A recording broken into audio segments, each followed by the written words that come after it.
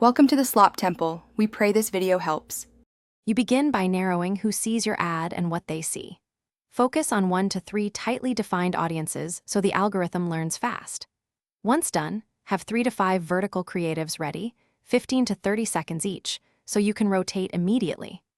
Make sure to set conservative bid caps and allow a 24 to 72-hour learning window. This reduces CPM volatility while algorithms test combinations and find low-cost responders. You now iterate aggressively. Test the hook, caption, and CTA placement with a /B splits to discover what lowers CPM. Rotate creatives frequently and pause poor performers within 48 hours. Once a winner appears, scale using a 70/30 budget split.